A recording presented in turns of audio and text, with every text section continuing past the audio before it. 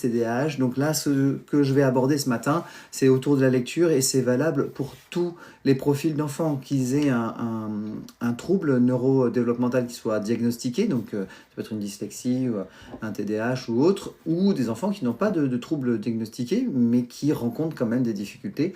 Et c'est vrai qu'à 8 ans, on peut se dire, zut, comment ça va évoluer si à 8 ans il rencontre déjà des difficultés. Oui, bonjour à tout le monde, bienvenue. Donc c'est vrai que comme on peut s'inquiéter en tant que parent, de dire si à 8 ans il rencontre déjà des difficultés de compréhension et lecture, alors que ça fait normalement 2 ans qu'il est entré dans la lecture et l'écriture, ça devrait, à 8 ans, normalement, ça commence à être automatisé, normalement, la lecture. Et s'il a des difficultés, alors c'est toute sa scolarité qui va être impactée. Parce qu'à chaque fois qu'un enfant doit apprendre quelque chose, à l'école en tout cas, et dans les devoirs à la maison, eh bien, il faut qu'il lise. Il faut qu'il lise quoi? Le texte, la consigne, il faut qu'il lise le contenu d'un document, d'un tableau, etc. Donc la lecture est fondamentale, elle est centrale dans le système scolaire, dans l'apprentissage aujourd'hui. Nous faisons passer beaucoup les enfants par la lecture, et donc il faut évidemment que cette compétence de lecture soit fluide. Si elle n'est pas fluide, c'est embêtant. La première chose que je veux vous dire, bonjour à tous ceux qui nous rejoignent, ça fait très plaisir. La première chose que je veux vous dire ce matin concernant ces difficultés de lecture pour des enfants qui ont 7 ans, 8 ans, 9 ans, et peut-être plus, ça concerne aussi les enfants qui sont plus âgés, c'est qu'il faut comprendre déjà que ces difficultés de lecture, c'est pas un manque d'effort de l'enfant. C'est pas, on pourrait dire, il fait exprès, et il voit bien que quand c'est marqué, là il y a un P, il y a un A, ça fait pas, ensuite il y a un T, il y a un I, ça fait ti. On pourrait dire, il fait exprès quand même ou quoi là de pas lire correctement, de lire lentement. On pourrait lui dire, mais vas-y, lis plus vite, lis avec plus de fluidité. Et on peut s'énerver en tant que parent parce qu'on voit son enfant qui a 7 ans, 8 ans, 9 ans, 10 ans, parfois même plus, parce que j'accompagne les enfants en séance individuelle qui ont ces difficultés-là, et on pourrait s'agacer en disant, mais il fait exprès. Et moi, je veux déjà dire aux parents simplement, non, un enfant qui a 8 ans, 9 ans, 7 ans, 8 ans, 9 ans, 10 ans, qui n'arrive pas à lire avec fluidité, qui n'arrive pas à comprendre ce qu'il lit, il ne le fait pas exprès. Il n'a aucun intérêt, en fait, il n'a rien à y gagner. Et donc, déjà, c'est la première chose, c'est ne pas s'énerver, parce que si je m'énerve, alors je vais lui faire passer encore plus le message qu'il est nul. Et plus il voit dans le regard des adultes, enseignants, parents et autres, qu'il est nul en lecture, qu'il n'y arrive pas, etc., qu'est-ce qui se passe? Plus il perd confiance en lui, moins il a le goût de la lecture, plus il va du coup avoir du stress, et plus il a du stress, plus il va s'enfoncer dans ses difficultés. Donc la première chose vraiment que je veux faire passer comme message aux parents, mais aussi aux enseignants, s'il y en a qui nous écoutent ce matin, bonjour à tout le monde, je vois qu'il y en a plein qui nous rejoignent, ça fait très plaisir de vous retrouver ce matin. Comment est-ce que vous pouvez aider votre élève, vos enfants, déjà, en acceptant que ce n'est pas un manque d'effort. Voilà. Et je sais parmi nous qu'il y en a plein qui sont déjà convaincus que ce n'est pas un manque d'effort et que c'est vraiment une difficulté. Je vais pas aborder ce matin en long, en large, en travers les causes des difficultés de vos enfants. Simplement, ce que je veux vous dire, c'est que c'est multifactoriel. Il y a plusieurs raisons pour lesquelles vos enfants, des enfants de 7 ans, 8 ans, 9 ans, 10 ans, ont des difficultés de lecture aujourd'hui. En cause, la société dans laquelle nous vivons, qui est très numérique, qui est beaucoup sur les écrans, qui mobilise beaucoup moins le corps et qui développe beaucoup moins les compétences cérébrales dont un enfant a besoin pour apprendre à lire et à écrire. Donc ça, c'est toute la société qui est responsable. Bien sûr, les parents, nous sommes aussi responsables parce que nous sommes influencés par cette société-là, mais il n'y a pas que. Il y a tout un système, en fait, de manière générale. C'est vraiment un système sociétal qui est en cause. Il faut juste le savoir et peut-être aussi ajuster, faire des choix. Mais ça, voilà, aujourd'hui, on ne va pas parler de ça. Aujourd'hui, on va se dire, mais qu'est-ce qu'on peut faire pour aider? Je voulais dire quand même que dans ce système sociétal dans lequel il n'y a pas tout ce qu'il faut pour aider les enfants à lire et écrire, il y a aussi les méthodes d'apprentissage de la lecture et de l'écriture. J'étais dans une école maternelle, on est quel jour? On est dimanche, lundi, mardi dernier, j'étais en Belgique dans une école maternelle, je formais une équipe d'enseignants de maternelle et je leur transmettais des outils et je vous assure que j'ai été vraiment perturbé leurs habitudes, leurs pratiques et ce qu'on leur demande aussi de faire parce que la plupart du temps aujourd'hui, dans les programmes, il y a des choses, pas tout, mais il y a des choses qui ne sont pas du tout pertinentes pour aider nos enfants à entrer dans la lecture et l'écriture. Voilà.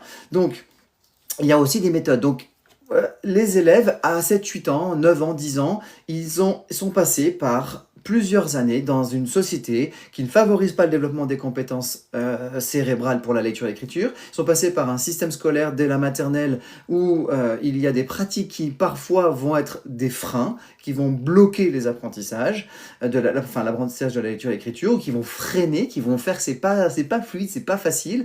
Et puis, voilà, ils arrivent à 7, 8 ans, 9 ans, 10 ans, ils sont dans la galère au niveau de la lecture. Vous voyez bien que quand ils lisent une consigne, mais en fait, ils ont du mal déjà à la lire. Et puis, certains, ils la lisent correctement, mais ils ne la comprennent pas. Et c'est ça tout le problème. Alors, je fais un petit point avant d'aller plus loin parce que j'ai à peu près 4 points à vous donner, 4 pistes concrètes. En fait, j'ai prévu ce premier live ce matin où je vous donne 4 pistes très concrètes sur ce que vous pouvez faire pour aider vos enfants. Et je prévois de faire un deuxième live, j'ai envie de dire, dans la semaine qui vient, là, dans lequel j'irai donner une continuité avec des outils encore différents, des choses que vous pouvez faire à la maison aussi en tant que parent. Donc, tout ce que je vais vous dire ce matin, vous pouvez le faire à la maison en tant que parent. Et je ferai en 2 fois parce que je ne veux pas vous garder pendant 2 heures ce matin. Donc, je vais vous donner déjà 4 outils de base. Je vois juste quelques commentaires. Comment peut-on vous contacter? Vous pouvez me contacter sur mon site pedagovie.fr. Vous regardez mon nom de profil, pedagovie.fr. Vous pouvez me contacter comme ça. Vous avez mon adresse mail professionnelle, c'est contact@pedagovie.fr. Et vous pouvez prendre un rendez-vous, un échange en visio gratuit de 20 minutes si vous voulez avoir des conseils individualisé, personnalisé aussi par rapport à ce que vous pouvez faire. Je vois aussi un autre commentaire pouvez-vous intervenir dans un collège en 93? J'interviens partout en France, en Belgique et en Suisse pour former les enseignants, pour former les professionnels aussi. Je forme les professionnels, les thérapeutes, les orthophonistes, les ergothérapeutes, les psychomotriciens. Je forme toutes ces personnes qui accompagnent les enfants en difficulté. Donc, on va vraiment aller maintenant. Là, j'ai introduit un peu en disant attention, c'est pas les difficultés de lecture d'un enfant de 8 ans, de 7 ans, 8 ans, 9 ans, 10 ans, un enfant ne le fait pas exprès, c'est pas un manque d'effort de sa part, c'est pas qu'il est bête non plus, hein. Attention, parce que on entend de tout, quotient intellectuel, il est bête, il est limité, le français c'est pas son truc. Non, non, le cerveau d'un enfant a tout ce qu'il faut pour y arriver. Et aujourd'hui, on sait même qu'un enfant qui aurait un trouble neurodéveloppemental, avec une organisation cérébrale particulière, différente, eh bien, on sait aujourd'hui, grâce à la plasticité cérébrale, que tous les enfants peuvent progresser parce que le cerveau a cette faculté de créer de nouveaux chemins pour développer des compétences qu'il n'arrive pas à développer de manière initiale, c'est-à-dire que les aires cérébrales et les fonctionnements classiques ne lui permettent pas de le faire. Eh bien, le chemin a le moyen, a la capacité de trouver de nouveaux chemins. Donc, on va aller aborder, je vous ai dit, 4 points ce matin, et je vous invite vraiment à republier ce live, à le liker, pour que le maximum de parents entendent ça. Pourquoi je vous dis ça? Parce que tout est parti, l'idée de ce live, c'est parti d'une vidéo que j'ai faite, parce que j'étais un peu dépité. En une matinée, j'ai eu 3 parents qui m'ont contacté. 3 parents, pour la même raison, un enfant de 8 ans, garçon ou fille, j'ai eu les deux, qui rencontre des difficultés de lecture. Et du coup, qui perd le goût de lire, qui se décourage, qui n'a plus envie d'aller à l'école, qui est dans l'échec, etc. J'ai eu trois parents, la même matinée, qui m'ont contacté pour ça. Certains avaient pris rendez-vous en visio avec l'échange gratuit de 20 minutes que je propose. Certains m'avaient contacté en message privé, et sur TikTok ou sur Instagram aussi. Et en fait, je me suis dit, mais en fait, c'est vraiment un souci très important. Je le sais particulièrement parce que je fais de l'accompagnement individuel aussi, parce que je forme aussi des enseignants qui n'arrêtent pas de me dire, mais oui, on a des élèves, de plus en plus d'élèves qui ont des difficultés de lecture, notamment d'écriture aussi, mais de lecture. Et voilà, je mets de côté les causes en termes d'apprentissage, etc., mais je vais vous donner des pistes concrètes. Voilà, donc c'est parti. Première chose à faire, eh bien, c'est de redonner le goût de la lecture. Alors vous allez me dire, oui, mais s'il n'aime pas lire, comment on peut lui redonner le goût de la lecture? Mais vous allez voir que c'est tout à fait cohérent parce que le goût de la lecture ne se développe pas en faisant lire d'abord. Vous allez voir que, en fait, la première chose que vous pouvez... Il y a 3 petits points sur comment est-ce qu'on redonne le goût de la lecture à son enfant. Première chose, je vous pose la question à vous parents, est-ce que vous lisez des romans, des articles, des magazines avec du texte? Est-ce que vous lisez? Est-ce que vos enfants vous voient lire de temps en temps, le week-end, le soir ou autre, des livres? Voilà. Est-ce qu'il y a dans votre environnement de maison, hein, dans la maison, dans la salle, dans le salon, dans les chambres et autres, est-ce qu'il y a des livres? Parce que les enfants voient des livres. C'est une première chose. Si vous ne lisez pas, eh bien, vous avez on va dire un point, j'allais dire pas un point en moins, mais vous avez un facteur qui aide à donner le goût de la lecture. Bon, bah celui-ci, vous pourriez l'améliorer. Deuxième chose, est-ce que vous limitez l'accès aux écrans chez vos enfants? Des enfants qui ont des difficultés, tous les enfants ont besoin de toute façon d'avoir un cadre et qu'on les limite dans les écrans. Pourquoi? Parce que l'écran, ça donne envie. Quand je dis écran, c'est tout type d'écran. La télévision, les consoles, les smartphones, les réseaux sociaux, tout type d'écran. Parce que tous ces types d'écrans sont addictifs et sont faciles. Hein. C'est un plaisir facile. Et du coup, les enfants ont plus envie d'aller sur tous ces supports-là, hein, tous les écrans, quels qu'ils soient, plutôt que d'aller prendre un livre et de lire. Donc, ça, c'est un point sur lequel aussi vous pouvez agir. C'est limiter. Ça ne veut pas dire supprimer complètement, mais ça veut dire limiter réellement, avoir un vrai cadre, un nombre de minutes limité. C'est pas un nombre d'heures par jour qu'on définit le temps d'écran. Hein. Ça devrait être en minutes. Surtout si je parle d'un enfant de 8 ans, un enfant de 8 ans ne devrait pas être exposé aux écrans plus de 30-40 minutes par jour. Ça doit être le grand maximum normalement. Donc, limiter les écrans.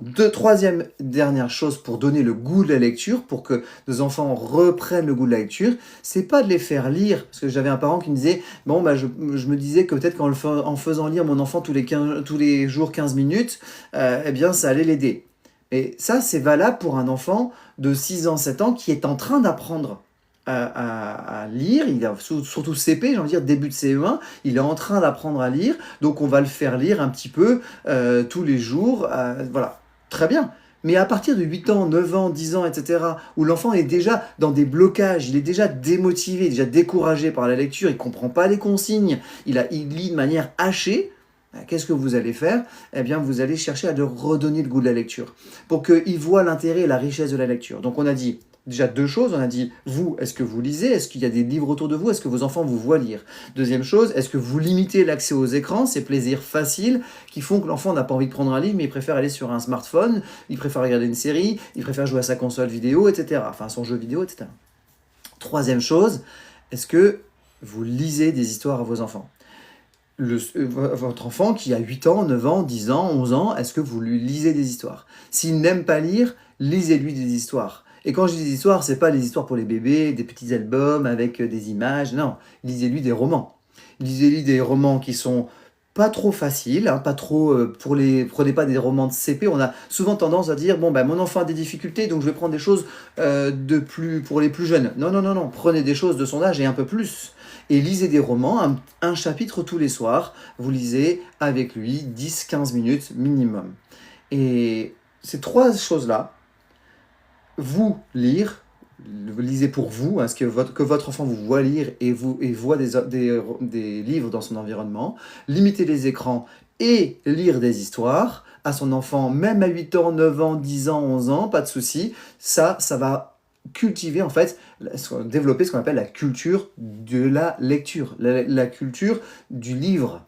Et ça va redonner le goût de la lecture. Pour donner le goût de la lecture, il faut que l'enfant ait du plaisir à la lecture. Et un enfant qui n'aime pas lire, le seul moyen de lui donner du plaisir, c'est de lui montrer qu'on a du plaisir à lire. Comment? Bien, si vous aimez lire, si vous lisez régulièrement. Deuxièmement, en limitant les écrans, parce que livre d'un côté et écran de l'autre, c'est l'écran qui est plus facile, donc on a plus envie d'aller vers l'écran, pardon. Et troisième chose, et c'est ça qui est le plus important à mon avis, c'est de lire des histoires à votre enfant. Lire un roman, un chapitre d'un roman tous les soirs. Voilà. Et de temps en temps, éventuellement, vous pourriez demander à l'enfant, tiens, est-ce que tu veux lire le premier paragraphe ou la première phrase quand vous remettez à lire le soir ensemble. Voilà. Moi, j'ai une fille qui a 11 ans, qui est rentrée au collège en septembre 2025, et je lui lis, pas tout le temps, hein, mais régulièrement, on a un roman qu'on lit ensemble pendant... ça prend peut-être 10 jours, 15 jours, parfois 3 semaines si c'est un long roman. Et on lit un chapitre tous les soirs. Puis des fois à la fin du chapitre qu'on a lu, il y a un peu de suspense. Elle me dit, allez, on a encore le temps, est-ce qu'on peut lire le deuxième? Et là, il y a le goût de la lecture qui se met, vous voyez. Donc un enfant qui n'aime pas lire, qui est découragé au niveau de la lecture, qui a du mal à lire, lisez-lui des romans. Ça, c'est indispensable. Indispensable, indispensable.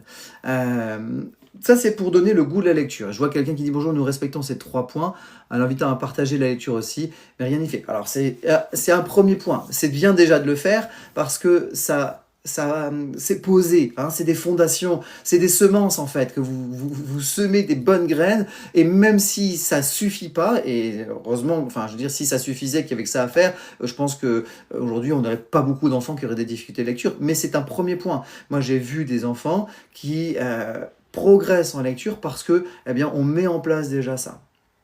Deuxième chose, vous avez peut-être alors je vois juste avant le point suivant, je vois est-ce que vous avez des idées de romans. C'est toujours la question qu'on me pose, et des romans, il en existe plein. Simplement, il n'y a pas un roman plus qu'un autre. Ce qu'il faut éviter, c'est de prendre des romans. Votre enfant a 8 ans, ne prenez pas des romans pour les enfants de 6 ans et plus. Prenez des romans plutôt pour les enfants de 8 ans, 9 ans, 10 ans et plus. Pourquoi ? Parce qu'il va y avoir dedans du vocabulaire, des phrases plus longues, etc. Et comme c'est vous qui allez lui faire la lecture, là je parle de romans où vous lisez, alors à ce moment-là, ça c'est positif, ça va le tirer vers le haut au niveau du vocabulaire, de la syntaxe, etc., des phrases. Donc c'est une très bonne chose si c'est vous qui lisez.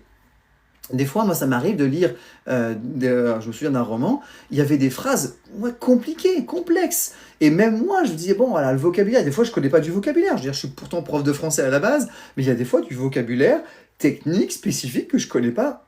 C'est pas grave, on cherche à comprendre, puis on va chercher dans un dictionnaire, où on se dit, bah tiens, ce mot-là, il faut qu'on aille chercher ce que c'est quand on aura fini le chapitre. Voilà, et des fois, il y a des formulations de phrases qui sont un petit peu complexes, et on cherche à comprendre ce que ça veut dire ensemble. Et puis, on continue de lire, tout simplement. Donc, pour les romans, allez chercher des choses, les romans que vous lisez à votre enfant, allez chercher des romans qui sont pour les un petit peu plus âgés. Quand je dis un petit peu plus âgés, c'est minimum l'âge de votre enfant, et voire plus. Voilà, je dis, votre enfant a 10 ans, cherchez les romans pour 10, 11, 12, etc. Votre enfant a 8 ans, allez chercher les romans pour les enfants de 8, 9, 10, plutôt que les romans pour les plus jeunes. Des fois, le réflexe des parents, c'est de dire il a des difficultés, on va chercher pour plus jeune. Mais là, c'est vous qui lisez. Donc, c'est vous qui allez mettre le ton, c'est vous qui, éventuellement, vous allez expliquer, etc.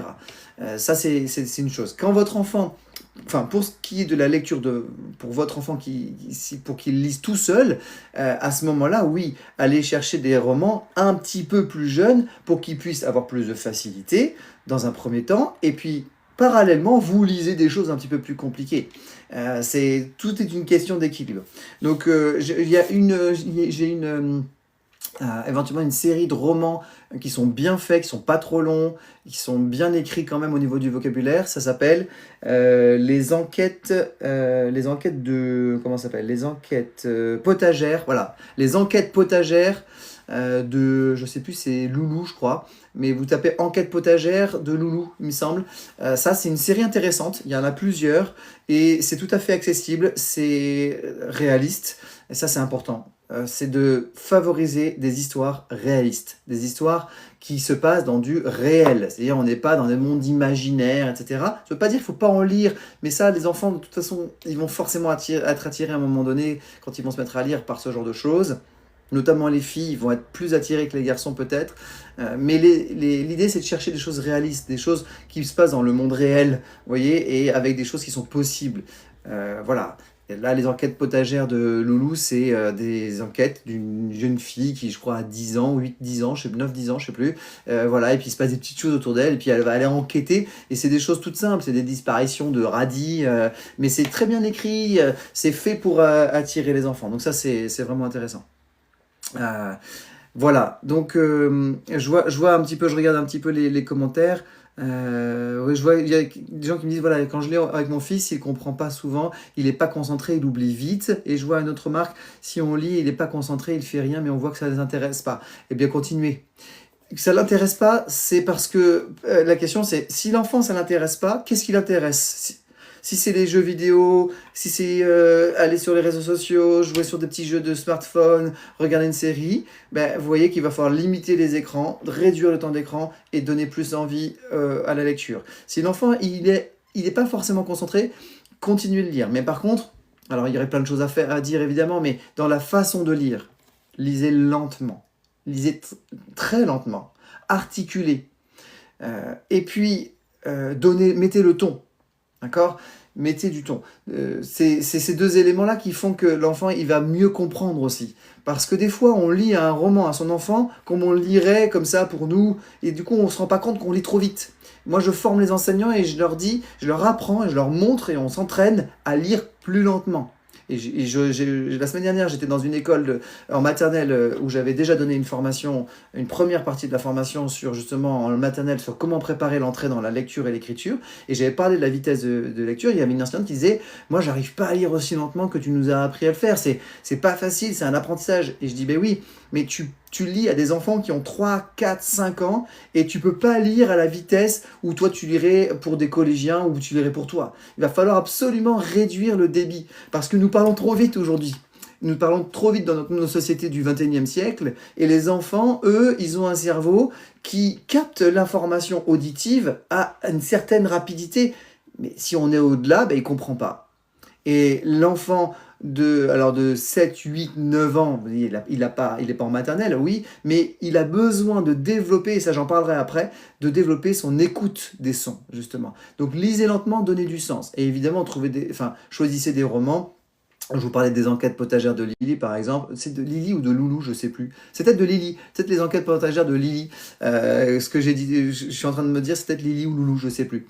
Mais vous voyez, il a trouvé des trucs qui sont intéressants avec un petit peu de suspense et des choses comme ça. Il y a une série qui est très intéressante aussi pour les 9 ans et plus, 9-10 ans et plus, ouais. C'est Arsène Lupin et moi. Pas Arsène Lupin, pardon, c'est Sherlock, Lupin et moi, pardon.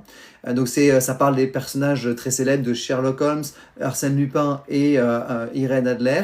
Et donc c'est des histoires c'est des histoires avec des enfants au début. Les premiers tomes, ils sont enfants, donc c'est intéressant. Puis progressivement ils vont grandir, puis il y aura des enquêtes, etc.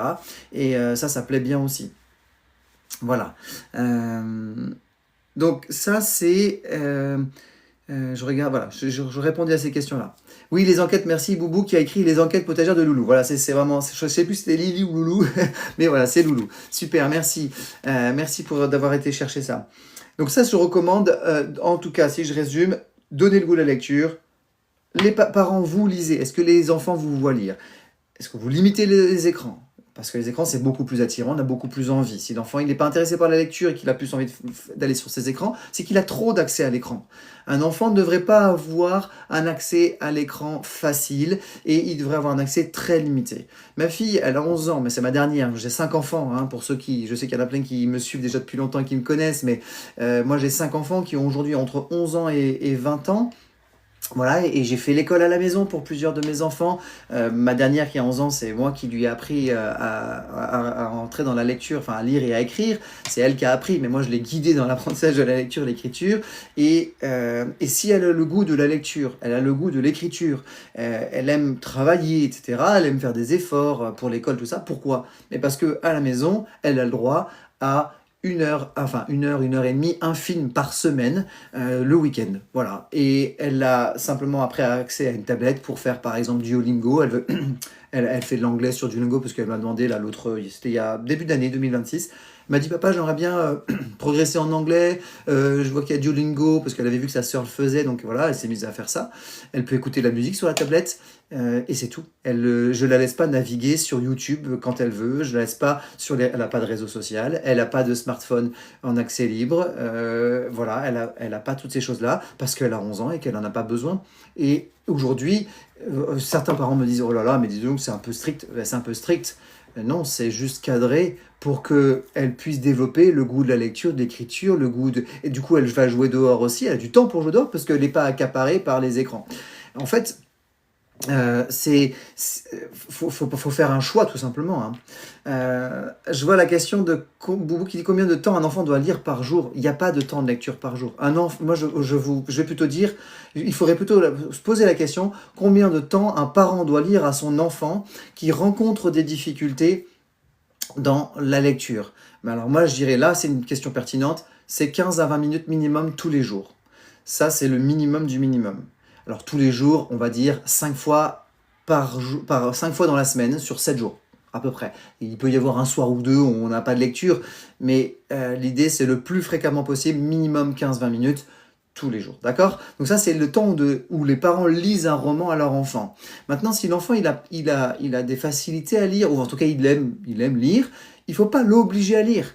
Obliger un enfant à lire 15-20 minutes ou 30 minutes tous les jours parce qu'on veut s'assurer qu'il aime lire, c'est le meilleur moyen de le dégoûter de la lecture. Non, ce qu'il faut, c'est aller à la médiathèque régulièrement, lui permettre d'avoir accès à des livres, hein, ou lui offrir. Moi, je sais que nous, on offre un roman à nos filles, à mes 3 dernières, du coup, qui sont à la maison. Là, enfin, je dis nos filles parce que moi, je suis marié, mais mon épouse n'est pas la mère de mes enfants, parce que moi, j'ai perdu, la mère de mes enfants est décédée il y a bientôt 10 ans, et donc je me suis retrouvé veuf avec mes 5 enfants quand ils étaient tout jeunes, entre 2 ans et demi et 11 ans.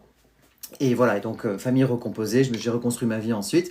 Mais ce que je veux dire, c'est qu'à chaque vacances, à chaque vacances, notamment à la vacance de la Toussaint, on ne le fait pas à Noël, mais vacances de la Toussaint et souvent vacances de février ou d'avril, 2 ou 3 fois dans l'année comme ça, parfois l'été ça arrive, on offre un roman. C'est le cadeau. Alors le roman, on n'est pas obligé de l'acheter neuf, hein. On peut acheter d'occasion sur Vinted, il y a plein de bourses aux livres, ou alors, si ça, des fois ça arrive qu'on aille à la librairie, on aille acheter un roman neuf. Mais faites ça 1 ou 2 fois par an. Allez acheter un roman neuf.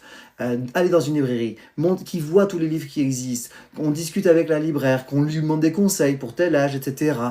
Mais ça, c'est comme ça qu'on donne le goût de la lecture à son enfant. Donc, il n'y a pas de... N'imposez pas... si vous voulez que votre enfant il aime lire et qu'il développe le goût de la lecture, il faut qu'il soit exposé aux livres. Il a besoin d'avoir des livres autour de lui. Il a besoin d'être emmené à la médiathèque. Il a besoin d'aller de temps en temps, voilà, dans une librairie, découvrir le monde du livre. Et il n'y a pas d'obligation de lecture. Attention, je ne parle pas d'un enfant qui est en CP-CE1, qui est en train d'apprendre à lire, et là, normalement, l'enseignant lui donne des choses à lire tous les jours, où il y a des exercices de lecture qui sont faits, d'accord? Donc ça, oui, c'est normal, un enfant qui apprend à lire, il faut qu'il lise. Mais il n'y a pas une fois que l'enfant a commencé et est passé en CP-CE1, qu'il a eu cette régularité-là, oui, développer le goût de la lecture en lui lisant des romans, en lisant et en l'emmenant à la médiathèque, en lui achetant un livre de temps en temps, et en limitant les écrans. On en revient toujours à ces conseils-là. Voilà. Ce que je peux vous... Alors, je vois quelqu'un qui dit le problème, c'est qu'ils vont direct côté BD. Oui, ils vont côté bande dessinée. Le problème de la bande dessinée, souvent, c'est qu'ils ne le lisent pas. Et bien, vous voyez, ma fille, l'autre jour, enfin, ces derniers mois, là, j'ai remarqué, à un moment donné, ma fille, elle aime beaucoup lire, il n'y a pas de souci, mais à partir des vacances de la Toussaint, octobre, un petit peu avant, novembre, j'ai remarqué qu'elle lisait essentiellement. On a des Picsou, là, des vieux Picsou qu'on avait achetés dans une brocante, ou je sais plus, un vide-grenier, vraiment pour rien. Voilà. Et j'ai remarqué qu'elle lisait beaucoup, beaucoup ça. Et je me suis dit, tiens, en ce moment, elle lit plus de romans, en fait, elle lit ça. Et bien, à un moment donné, je lui dis, écoute, Lionel, moi, je observe que tu lis que des Picsou, là, des espèces de bandes dessinées, et tu lis plus de romans. Donc, du coup, ce qu'on va faire, c'est que tu vas pouvoir, tu auras le droit d'avoir accès à ces bandes dessinées, ces Picsou et autres, le lundi, mardi, jeudi, vendredi, donc les jours de semaine, parce que je peux comprendre que quand tu rentres de l'école, il y a les devoirs, etc., puis tu n'as pas forcément envie de te lancer dans un roman à ce moment-là. Je peux comprendre. Par contre, le mercredi, samedi et le dimanche, eh bien, ces bandes dessinées, tu n'y auras pas accès. Et en fait, j'ai même pas eu à les enlever. C'est elle qui le sait. On s'est mis d'accord. Elle a compris. Je lui ai expliqué. Et du coup, le mercredi, elle dit ah bah je peux pas lire de bande dessinée. Mais du coup, elle lit plutôt un roman, un magazine, des choses comme ça. Et voilà. En fait, mettre un cadre. Mettez un cadre. Les enfants vont côté BD, autorisez-les à lire 1 ou 2 BD, mais par contre, il y a un cadre, c'est-à-dire, si tu prends 2 BD, puis tu prends 2 romans. Et puis il y en a un qu'on lira ensemble, puis il y en a un que tu pourras lire peut-être tout seul si tu veux. Voilà. Mettez pas la pression de dire il faut que tu lises, mais par contre, mettez un cadre pour que l'enfant ne fasse pas ce qu'il veut, pour qu'il n'aille pas sur les écrans autant de fois qu'il veut, et qu'il puisse avoir la possibilité, petit à petit, de développer le goût de la lecture. Les mangas, je vois une question sur les mangas. Pour un enfant en CM2, les mangas ou autre chose. Les mangas ont peu d'intérêt sur la lecture parce que ça dépend lesquels. Mais souvent, les mangas que les enfants aiment, notamment les jeunes enfants, 8 ans, 9 ans, 10 ans, il y a peu de texte. Il y a voire pas du tout de texte. Hein. Très très peu, quelques onomatopées, quelques petits mots et autres. Ça n'a pas beaucoup d'intérêt. Non pas que le manga en soi n'ait pas d'intérêt, mais dans notre objectif de développer la lecture, ça n'a pas d'intérêt. Donc c'est pareil, on régule, on met un cadre, on limite. On dit ok, tu peux avoir un manga, pour la semaine par exemple, tu as le droit d'avoir ce manga-là, puis pour la semaine, tu auras aussi, on va lire ce roman-là. En fait, le cadre, quand on met un cadre à un enfant, c'est pas qu'on l'aime pas. C'est au contraire qu'on l'aime tellement qu'on veut lui donner le meilleur. Et la façon de mettre le cadre doit être adaptée à l'âge de l'enfant. Il ne doit pas être imposé de manière dure, il ne doit pas y avoir de sanction, de punition. On ne va pas punir l'enfant. Non, mais simplement on dit voilà, c'est comme ça. Cette semaine, à partir de tiens, on va lire ce roman-là. Et puis quand on aura fini, bon, on fera une pause et puis on fera autre chose. On relira plus tard un autre roman. Mais mettre un cadre, c'est manifester de l'amour pour son enfant, pour ses enfants. C'est pas l'inverse, d'accord? Voilà, pour le premier point que je voulais développer avec vous, c'était vraiment donner le goût de la lecture. Je me rends compte en parlant de ça avec vous et en voyant vos questions, je me rends compte que finalement, déjà, rien que donner le goût à la lecture, c'est un sacré challenge, c'est un sacré défi finalement, parce que ça pose la question, en effet, de soi, en tant que parent, est-ce que je lis? Est-ce que je lis des romans devant mes enfants? Est-ce qu'ils me voient lire sur le canapé, à table? Enfin, à table, pas quand on mange, mais je sais pas, là où dans votre espace de vie. Est-ce que on va à la médiathèque? Est-ce que je leur offre des fois des romans? Je veux dire, chaque fois que mes enfants ont un anniversaire ou à Noël, donc elles font une petite liste d'idées de cadeaux. À chaque fois, il y a toujours des romans dans leur liste de cadeaux. Toujours. Et c'est pas moi qui leur demande, hein.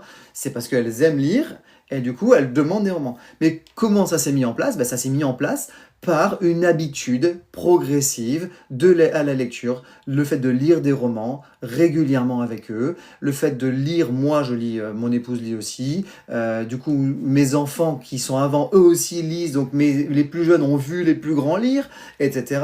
Le fait de limiter les écrans, comme je vous disais, il n'y a pas, même mes filles de 14 et 16 ans aujourd'hui, n'ont le droit de regarder qu'une fois par semaine un film ou une série. C'est le week-end. À côté, mes filles de 14 et 15 ans, elles ont accès à un smartphone, elles ont accès à des réseaux sociaux, mais c'est limité dans le temps. Voilà, il y en a celle qui est en troisième, elle a Snapchat, mais elle n'a pas le droit pour le moment à Instagram. C'est que celle qui a 16 ans, qui arrive en première, qui a eu le droit cette année à Instagram. En fait, on donne progressivement des libertés en fonction de l'âge. Voilà, mais c'est cadré.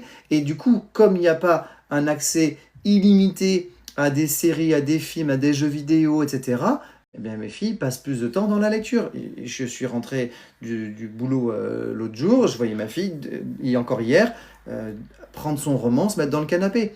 Voilà, donc ça c'est une habitude qui se développe, c'est une culture qui se développe. Et c'est pas la société qui va vous aider à développer cette culture. Je peux vous dire, aujourd'hui, le monde dans lequel nous vivons ne nous encourage pas à développer cette culture de la lecture. Pas du tout. Parce qu'on nous vend au contraire des gros plaisirs, des plaisirs faciles, accessibles, notamment tout ce qui est autour des écrans. Voilà, c'est tout. C'est aussi simple que ça. Donc c'est à vous, dans chaque famille, de mettre en place votre culture de la lecture. Et si vous ne lisez pas très très très peu, eh bien allez-y, rendez service à votre enfant, mettez-vous à lire un roman. Et de temps en temps, le soir, le week-end, quand il est là, hop, vous prenez 10 minutes. Je sais bien que vous avez un rythme de dingue, les parents. Je suis aussi parent. J'ai encore 3 enfants à la maison. Moi, j'en ai 5 enfants. Mon épouse en a 2. On en a eu 7 pendant 4 ans. Donc, je sais ce que c'est que le rythme de parents. Mais prenez 10 minutes et dites-vous que ces 10 minutes de lecture que vous prenez, déjà ce sera tout bénef pour vous, mais c'est une façon d'aider votre enfant à comprendre que oui, en fait, la lecture, ça fait partie de la vie. Ça fait partie d'une vie épanouie et que c'est appréciable et que c'est un moment de pause. Quand on se pose avec son roman, on dit « Ah, je vais prendre 15 minutes pour moi pour lire le roman », il y a des enfants qui vont regarder comme ça « Mais pourquoi maman, elle lit des romans ?» Parce que pour lui, c'est pas du tout un plaisir. Mais c'est en vous voyant le faire que petit à petit, il va développer ce goût de la lecture. Donc on a parlé de ces questions-là, on a parlé des romans, de l'âge des romans. Vraiment faites la différence entre les romans que vous lisez et les romans que les enfants lisent. Les romans que vous lisez à vos enfants peuvent être un peu plus complexes, plus développés pour un peu plus grands. Évidemment, quand je dis un peu plus grand, c'est dans une certaine mesure, hein, un enfant, il a 8 ans, on va prendre un livre de 8 ans, 9 ans, 10 ans. C'est marqué au dos des livres, et puis comme je dis souvent, allez demander conseil, entrez dans une librairie, demandez conseil, même si vous n'achetez pas, et demandez conseil à un libraire, dire voilà, je me demande quel livre je peux lire à mon enfant, il a tel âge, qu'est-ce qui se fait en ce moment, j'aimerais un livre plutôt qui soit voilà, intéressant au niveau du vocabulaire, des structures de phrases, et puis qui soit réel, si possible assez réel, pas trop dans l'imaginaire, etc.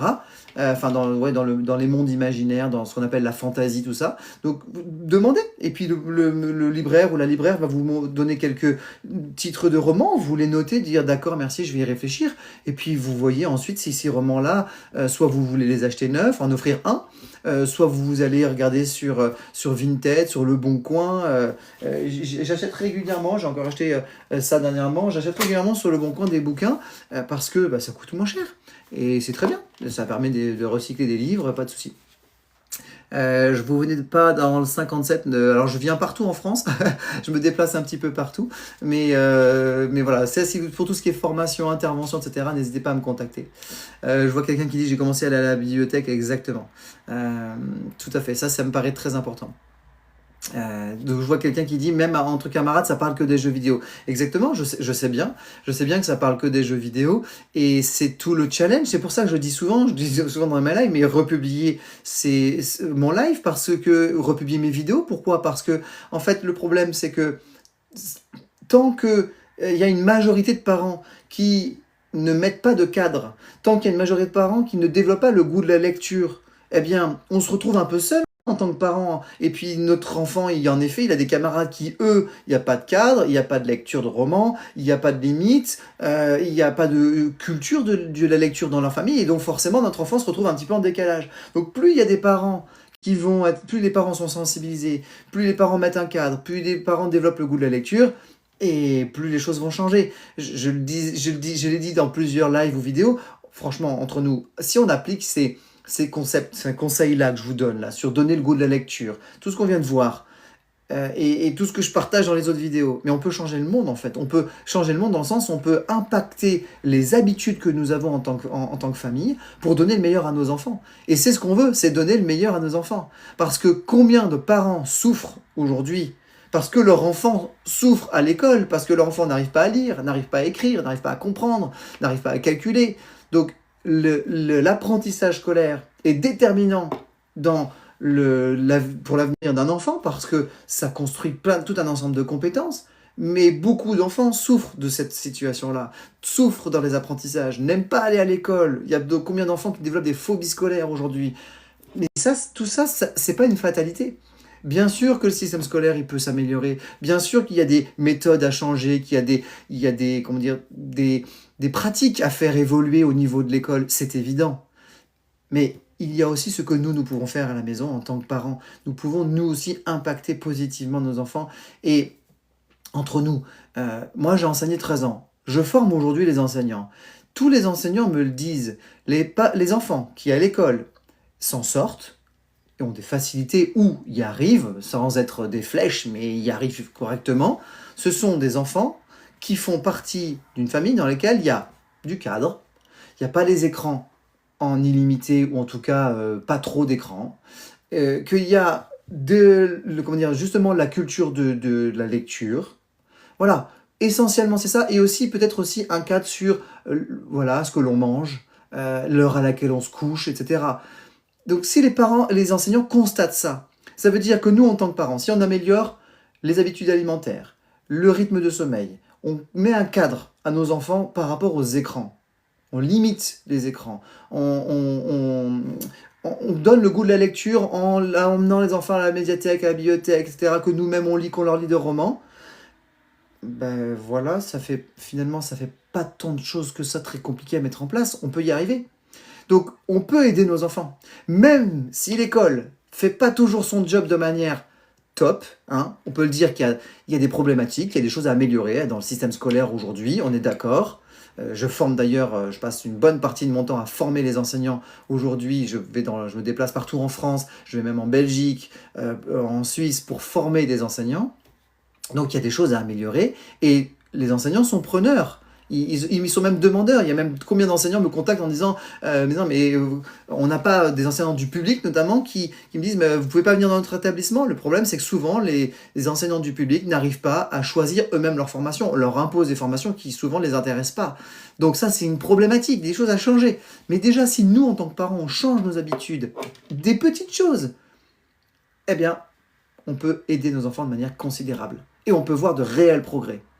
Je pense à tous ces parents qui m'ont contacté ces derniers mois. J'ai commencé sur ma chaîne TikTok, c'était début septembre. J'avais 87 followers. Aujourd'hui, je suis à 13 000 followers. J'ai des centaines de parents qui m'ont contacté en message privé. J'ai eu des dizaines de rendez-vous en visio parce que j'offre 20 minutes d'échange en visio gratuit. Si vous avez une problématique spécifique, vous recherchez des outils spécifiques que moi je propose notamment. Et moi, je peux vous conseiller, etc. Combien de parents ont fait de retours en disant ça va mieux, ça s'améliore, etc. Ils sont très nombreux. Parce que si on change ces choses-là, ça peut évoluer. Donc je vous encourage vraiment à persévérer et à faire des choix. Voilà. Je vois le commentaire de Yasmine qui dit oui, en tant que parent, on a besoin d'outils. Ben oui, en tant que parent, on a besoin d'outils. Et c'est vraiment le but pour moi de cette chaîne TikTok, c'est de vous les donner, ces outils-là. C'est vraiment important. Il y a quelqu'un qui dit moi je trouve c'est 80% le travail des parents et 20% l'école, on ne va pas forcer les gens à en faire. Oui, le travail des parents, c'est vrai, c'est finalement ça a une part très importante dans le développement de la scolarité. Il n'y a pas que ça, mais ça a une part importante. Voilà, donc merci pour tous vos likes. Je suis très content de voir que le contenu vous intéresse et vous apporte des outils. C'est vraiment le but. Et je vous propose du coup de continuer.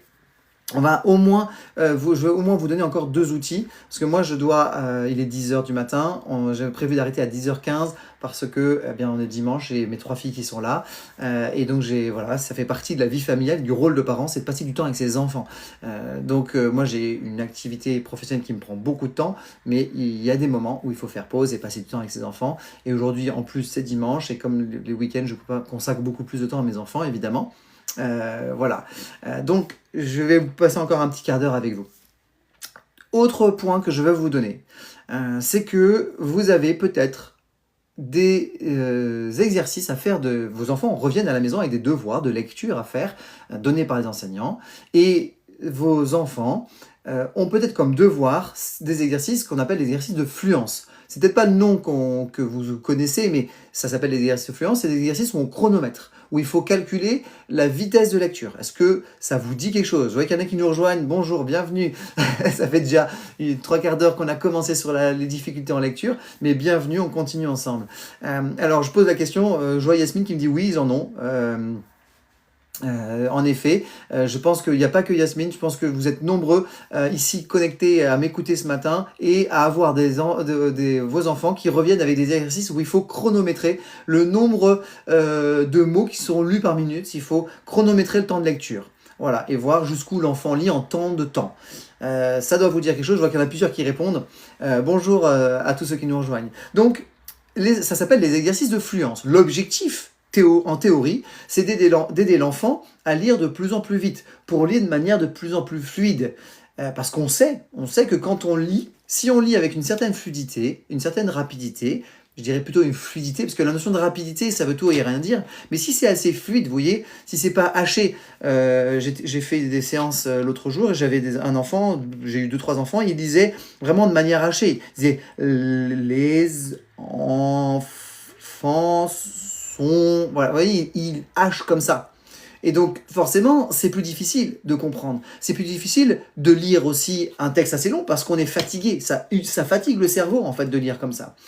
Donc, l'objectif des exercices de fluence, en théorie, c'est de dire, si l'enfant lit plus vite, il va avoir plus de plaisir à lire, plus de facilité, donc ce sera positif. Donc, on va l'encourager à lire plus vite. Eh bien, c'est une grosse bêtise. C'est une grosse bêtise, et alors moi je vous le dis, mais si je vous le dis, c'est parce que des spécialistes qui se sont intéressés à la question, ce qu'on appelle les spécialistes en sciences de l'éducation notamment, en neurosciences également, eh bien ils se sont rendus compte que c'est une bêtise. Parce que qu'est-ce qu'on fait quand on demande à un enfant de lire rapidement, quand on demande de lire rapidement et on chronomètre, donc on l'encourage à lire de plus en plus vite, qu'est-ce qu'on fait? Alors, il y a 2 choses qu'on fait. Première chose, c'est que chez certains enfants, ça génère du stress. Et de toute façon, pour le cerveau, ça génère du stress. Imaginez, sais pas, vous savez pas coudre, vous apprenez à coudre, et puis le prof, il vient derrière vous en disant « Allez, je te chronomètre, faut aller de plus en plus vite. Allez, vas-y, un peu plus vite. Allez. » Oui, ça stresse forcément, un petit peu. Alors, le prof, il n'est pas comme ça, on est d'accord. Mais c'est le message qu'on fait passer à l'enfant. C'est « Allez, vas-y, plus vite, vas-y !»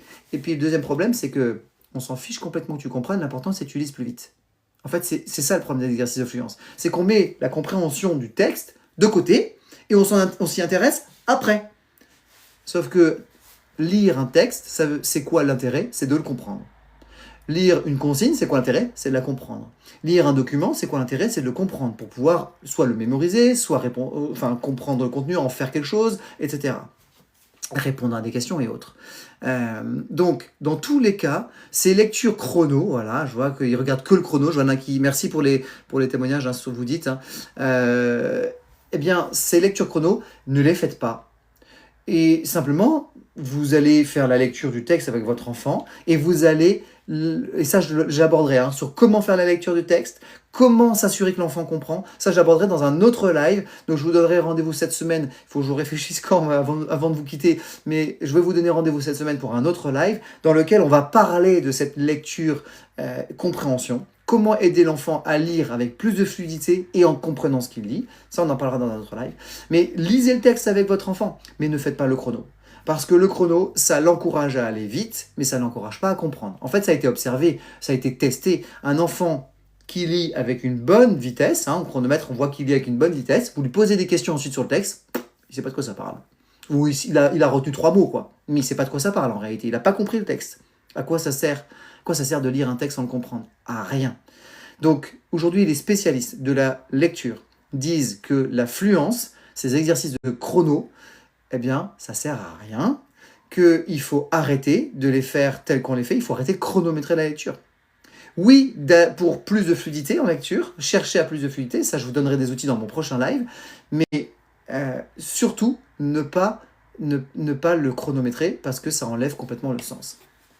Donc voilà. Et souvent, hein, moi je sais que les parents, en fait, souvent, ils le font parce que le prof le demande, l'enseignant le demande, mais eux-mêmes trouvent ça un peu bizarre, voilà, ils le font, mais ils voient bien que l'enfant, il regarde le chrono, que l'enfant, des fois, ça le met en stress. Hein. Moi, j'ai des parents qui m'ont dit, mon enfant, il est stressé complètement par ces exercices. Donc, la plupart du temps, les parents me disent, mais ça sert à rien ces trucs-là, ou ils voient bien que ça fait du mal plus qu'autre chose, mais on nous demande de le faire, alors, puis on ne sait pas, on n'est pas spécialiste, nos parents, donc on le fait. Mais moi, je vous dis, stop. Moi, je fais partie des spécialistes, justement. Alors, moi, je fais partie des personnes qui aident les enseignants, les parents à connaître, justement, les recherches, etc. et les bons outils. Et moi, je vais vous dire, et ça, je peux vous donner les références des spécialistes qui le disent, il n'y a aucun problème. Je ne suis pas en train de raconter juste des trucs que j'invente ou qui me font plaisir. Pas du tout. Je pense notamment à Roland Guagou, qui est un des professeurs en sciences de l'éducation les plus reconnus aujourd'hui en France, et même écouté par le gouvernement, d'ailleurs. Mais écouté dans une certaine mesure, hein, parce qu'évidemment, quand il faut changer les choses, là, ça met plus de temps. Il faut savoir que les nouveaux programmes du primaire qui ont été pondus là, pour la rentrée 2025 mettent l'accent sur la lecture chronométrée. Donc c'est une bêtise, le gouvernement doit faire marche arrière, c'est une évidence. Le gouvernement a besoin de prendre des vraies mesures pour aider en lecture-écriture, il y en a plein. Aujourd'hui, on sait comment aider un enfant à entrer dans la lecture-écriture, on sait comment aider, permettre la compréhension, comment développer correctement ces compétences-là, mais on ne met pas en place ce qu'il faut malheureusement. Bon, je garde espoir, moi je fais des formations, je me déplace partout, partout en France, en Belgique, en Suisse notamment, depuis, c'est ma 8e année déjà, pour former les enseignants. Pour former aussi les professionnels qui font du coup les thérapeutes, qui du coup se retrouvent avec les enfants qui ont des difficultés. Et je leur donne les outils pour reconstruire, hein, remédier aux difficultés de lecture, d'écriture, de calcul, de concentration, de compréhension, etc. Voilà, donc je vois quelqu'un qui dit SVB concernant chrono pour les enfants de CE1 pour exercice. Alors donc ne pas faire les exercices de chrono, ça c'est sûr en CE1, ça sert à rien. Vous avez sur mon site, hein, vous avez sur le site pédagogie.fr, vous avez dans les ressources, il y a un onglet qui s'appelle ressources. Donc je peux vous mettre là ici je vais vous mettre juste le nom de mon site. Je vais mettre ça ici. Pédagogie.fr, vous avez un onglet qui s'appelle ressources et dedans vous avez plusieurs choses, vous avez notamment le blog. Voilà, je mets juste le nom de mon site, il faut rajouter pédagogie.fr, il faut rajouter le .fr. Et vous avez un L'onglet ressources, vous avez le blog et dedans, vous avez des articles justement sur la lecture, vous avez des conseils. Vous pouvez même vous abonner à la newsletter pour recevoir les articles, j'en publie 2 par mois. Voilà, c'est que des conseils pour les parents, les professionnels aussi, mais souvent pour les parents, pour améliorer la lecture, l'écriture, l'orthographe, la concentration, etc. Donc n'hésitez pas à vous abonner à ce blog parce que vous allez avoir beaucoup d'outils. Donc les exercices pour un enfant de CE1, il n'y a pas de chrono, il n'y a pas d'exercice à faire, c'est lisez-lui, on en revient toujours à la même chose, lisez-lui des petits romans. Un CE1, c'est des romans qui ne sont pas trop longs, mais lisez-lui des petits romans sur plusieurs jours. Ça, c'est très important. Emmenez-le à la médiathèque, à la bibliothèque, et puis faites la lecture du texte qui, normalement, vous devriez chronométrer, mais sans chronométrer, tout simplement, en lisant lentement. Mais ça, j'en parlerai dans mon prochain live sur comment lire un texte, quels exercices, comment lire un texte pour que l'enfant puisse lire avec fluidité et comprendre ce qu'il lit. Comment aider un enfant qui bloque en lecture sur vraiment à partir du texte. Là, on a parlé ce matin déjà de comment développer le goût de la lecture. On a parlé d'éviter les exercices de fluence. Et je voudrais vous donner une dernière chose, un outil très simple, très pratique, qu'on perd parfois un petit peu. Pourtant, on le sait que c'est important, on l'a entendu, ou on l'a pratiqué quand on est enfant, mais des fois, on oublie de le faire. Et des fois, notre enfant, il est un peu réticent. C'est de suivre la lecture, la ligne avec le doigt. Mettre le doigt sous le mot, même le début de mot, la partie du mot que l'enfant est en train de lire. Le fait d'utiliser son doigt pour lire les mots qui sont en train d'être lus, eh bien, ça aide énormément les enfants. C'est quelque chose de tout simple. Dans mon prochain live sur cette thématique, je vous donnerai une technique encore plus poussée que moi j'utilise en séance individuelle, et je vous la donnerai gratuitement, je vous la présenterai. Mais déjà, là, pour ce matin, tout simplement utiliser son doigt. Et par contre, le doigt doit se trouver sous la partie du mot que l'enfant est en train de lire. Si le doigt n'est pas sous la partie du mot que l'enfant est en train de lire, alors il y a en fait un décalage entre ce que l'enfant regarde, ce que l'enfant dit et ce que le doigt montre. Et ça, c'est très embêtant. En fait, ce qu'il faut comprendre, c'est que pour une bonne lecture, il faut coordonner, synchroniser l'œil, les yeux qui voient. Il faut synchroniser la bouche et l'oreille, c'est-à-dire ce que j'entends, voilà. Et puis le geste du doigt. Il faut que tout ça se soit ensemble, en même temps. Voilà. Et c'est pour ça que toute lecture pour un enfant qui rencontre des difficultés, toute lecture se fera à voix haute, systématiquement. Attention, si votre enfant a des difficultés de lecture, ne lui demandez pas de lire un texte qui ferait, je sais pas, 20 lignes à voix haute. Il va être découragé parce que ça va beaucoup le fatiguer. Ça va lui demander beaucoup d'énergie. Mais il y a une consigne à lire, par exemple, pour un exercice de maths, pour un exercice d'histoire ou de sciences. Vous lui demandez de lire la consigne à voix haute en plaçant son doigt sur ce qu'il est en train de lire. Simplement déjà ça. Après, je vous montrerai dans mon prochain live comment faire pour aider à la compréhension de ce qu'il lit et à la mémorisation de ce qu'il a lu. Parce que souvent, le problème, c'est que l'enfant, il oublie ce qu'il a lu et il ne comprend pas. Et comme il oublie qu'il ne comprend pas, forcément, il ne peut rien en faire et il est bloqué dans son apprentissage. Donc ça, c'est vraiment important. Je vois que je suis une maman, je comprends, mais quand je parle, je bloque. Alors, il faudrait me dire exactement ce que vous voulez dire par quand je parle, je bloque. Avez-vous des conseils pour un lycéen? C'est trop tard. Non, c'est jamais trop tard. Je vois le commentaire là, ici. Est-ce que c'est trop tard pour un lycéen? C'est jamais trop tard. J'accompagne des enfants de tout âge, même des adultes qui rencontrent des difficultés. Il n'y a pas de limite dans l'âge pour accompagner un enfant, un individu, quel que soit son âge. On peut l'aider à progresser, que ce soit en lecture, en écriture, en calcul, etc. C'est tout à fait possible. Donc les conseils seront les mêmes. C'est sûr qu'on va dire, on va pas proposer à son enfant qui est au lycée de lui lire un roman tous les soirs. Ça, je suis d'accord. Ça va être très bizarre. Alors ça serait bizarre, mais ça serait possible. C'est-à-dire si votre enfant est OK, pourquoi pas. Mais je comprendrais que ce soit compliqué. Mais moi, si mon enfant était au lycée, avait vraiment des difficultés et que je réalise que je peux faire quelque chose, peut-être que je lirai avec lui les œuvres littéraires qu'il doit lire en cours de français. Et on les lirait ensemble, peut-être. Moi, j'ai pas ce cas-là, donc c'est vrai que c'est particulier.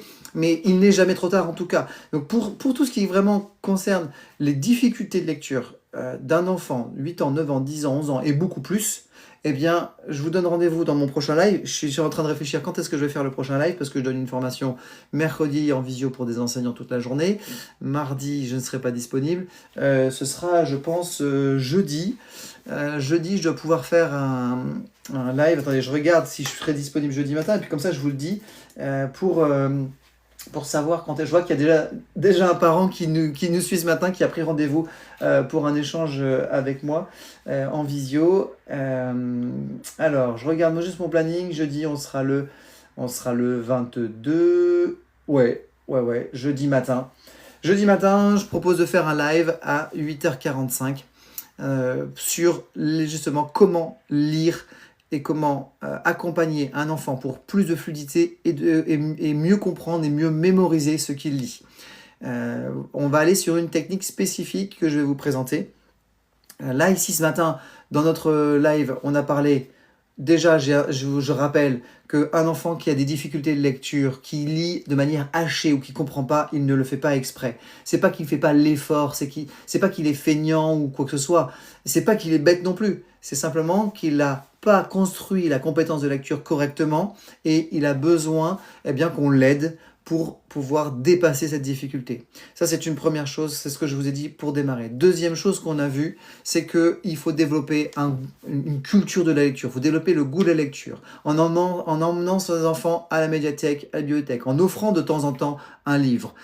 On peut également, soi-même, c'est très important, lire nous-mêmes. Si moi je ne lis pas, comment est-ce que mon enfant va lire? Pourquoi est-ce qu'il irait? On a vu que pour développer le goût de la lecture, il faut mettre un cadre, il faut limiter les écrans. Il faut limiter les BD aussi. Ça veut dire qu'il ne faut pas en mettre. Les mangas, les BD, on peut, mais il faut limiter la quantité pour que l'enfant aille vers le roman davantage. Et pour que l'enfant ait envie et du plaisir à aller dans la lecture, il va falloir lui lire. C'est vous, parents, qui lisez des romans à vos enfants. Pas toute l'année, mais de temps en temps, un roman, chapitre par chapitre, chaque soir. Je réponds à une des questions que j'ai transformées, c'est combien de temps un parent devrait lire un roman à son enfant chaque jour. C'est en minimum 15-20 minutes tous les jours. Hop, voilà. Ça, c'est vraiment très important de donner ce temps à l'enfant où il entend un roman et il découvre petit à petit le plaisir de la lecture. Et puis, j'ai abordé aussi l'importance d'éviter les exercices de lecture chronométrée. Ne faites pas de la lecture chronométrée, ce n'est pas du tout pertinent. Aujourd'hui, les spécialistes remettent ça en question en disant ça fait plus de dégâts qu'autre chose, donc stop. Et dernière chose que je vous ai dite, c'est demander à l'enfant de suivre du doigt ce qu'il lit, même s'il a 8 ans, 9 ans, 10 ans, même 15 ans, 16 ans, s'il a du mal à lire, qu'il est de manière hachée, qu'il ne comprend pas, il faut qu'il synchronise sa parole, ce qu'il dit, donc il lit à voix haute, systématiquement la consigne, par exemple, ou le début d'un texte, pour au moins se lancer dedans. Donc il va lire à voix haute, en suivant du doigt le mot qu'il est en train de lire, au rythme où il est en train de lire. Il ne met pas son doigt sur un autre mot, sur une autre partie du mot, il met son doigt sous ce qu'il est en train de lire à voix haute. Voilà. Donc l'idée, c'est de synchroniser gestes et paroles. Voilà, donc si vous voulez avoir plus, encore pour qu'on aille plus loin, et je vais devoir m'arrêter là, mais si vous voulez qu'on aille plus loin sur la lecture avec une technique que j'utilise en séance individuelle, pour aider votre enfant à lire avec plus de fluidité, plus d'aisance et qu'il comprenne et mémorise ce qu'il a lu, alors je vous donne rendez-vous dans mon prochain live. Ce sera jeudi. On sera le 22. Ce sera jeudi 22 janvier à 8h45 sur ma chaîne TikTok. Donc pensez à vous inscrire. Je vais créer l'événement et vous pourrez vous inscrire sur ce live. Voilà. Eh bien, je vous souhaite un bon dimanche. J'espère que tous ces outils-là vont vous aider. Je vois le commentaire de quelqu'un qui dit sont évalués à l'école sur l'affluence, je sais, mais que les enseignants évaluent pour voir où en est l'enfant, c'est ok.